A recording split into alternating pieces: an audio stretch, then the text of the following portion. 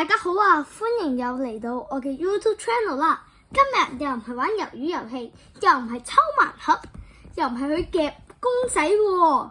今日其實我係有一件開心嘅嘢講俾大家聽嘅，其實就係我而家有30個啦。咁其實已經達到我人生第一個 YouTube 嘅目標。咁我下一個嘅目標呢，就係達到50個，兼且可以做直播。因為我今日先發現，原來 YouTube 嗰度有個直播頻道，我撳入去嗰一字，我應該夠啦，我應該可以直播啦。即係撳落去之後咧，佢嗰個竟然話要達到50個訂閱者先可以解除呢個成就咁樣喎。咁我諗啦，咁不如拍段片俾大家支持一下啦。咁咧，而家咧就有30幾個啦。咁咧，我哋咧就剩翻30零個啦。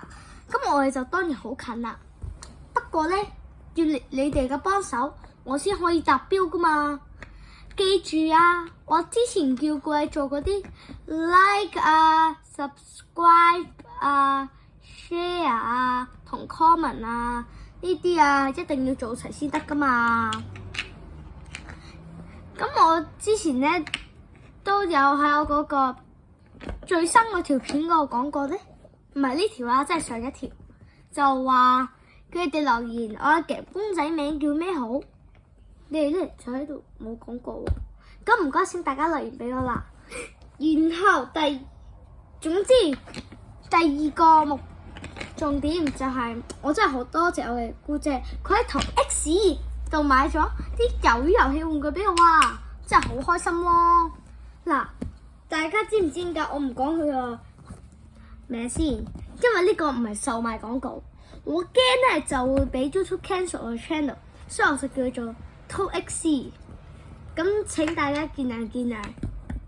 ToX 又買咗啲魷魚遊戲啦，但係可惜我阿媽整唔見咗一粒呢啲，所以咧有啲傷心。不過算啦，應該遲早都會揾到嘅。第3個啦，咁咪話我有達到50個訂閱者，我咪可以有直播嘅。咁到時咧，我即刻達到50個嘅時候咧，即刻做個直播，就係抽獎。咁請大家喺呢段片嗰個留言，就講俾我聽你哋嘅電郵地址。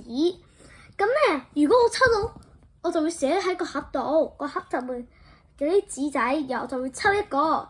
然後我見到你哋嘅電郵地址咧，我就會到時就會講個禮物噶啦。咁我而家講咗個禮物先啦。個禮物就係秘密，因為係秘密就係秘密。到時直播我會講係咩禮物噶啦，敬請大家期待啊！拜拜。